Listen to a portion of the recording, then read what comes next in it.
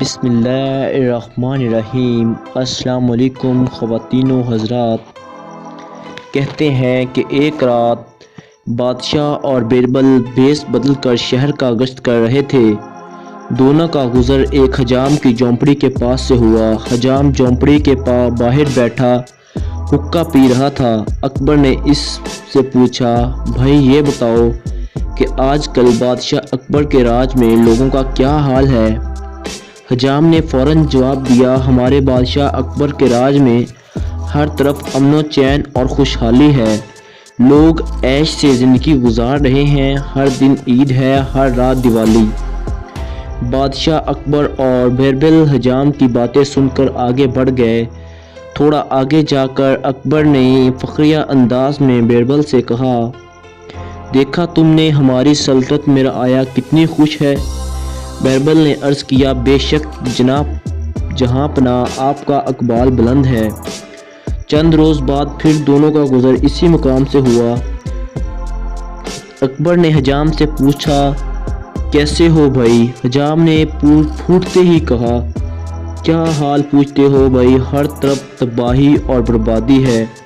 اکبر کی حکومت میں ہر آدمی دکھی اور ستیہ ناس اس منحوس بادشاہ کا۔ یہ سن کر اکبر حیران رہ گیا کہ یہی آدمی کچھ دن پہلے بادشاہ کی اتنی تعریف کر رہا تھا، اور اب ایسا کیا ہو گیا؟ اکبر نے حجام سے پوچھنا چاہا کہ لوگوں کی تباہی اور بربادی کی وجہ کیا ہے؟ تو وہ بادشاہ اور اس کے وزراء کو برا بھلا کہتا رہا، لیکن وہ حجام اس کے بادشاہ اور اس کے وزراء کو برا بھلا کہتا رہا اور اکبر کا سوال سنتا ہی نہ تھا۔ اب بادشاہ نے پریشانی کے عالم میں بیربل سے پوچھا، آخر ایسا کیا ہوا کہ یہ شخص چند روز میں ہی ہمارے خلاف ہو گیا؟ بیربل نے جیب سے ایک تھیلی نکالی اور بادشاہ سے کہا، اس میں اشرفیاں ہیں، اس نے 2 روز پہلے اس کی جھونپڑی سے چوری کروا لیا تھا۔ جب تک اس کی جھونپڑی میں مال تھا اسے بادشاہ اور حکومت سب اچھا لگتا تھا اور وہ اپنی طرح سب کو خوش اور سکھی سمجھتا تھا۔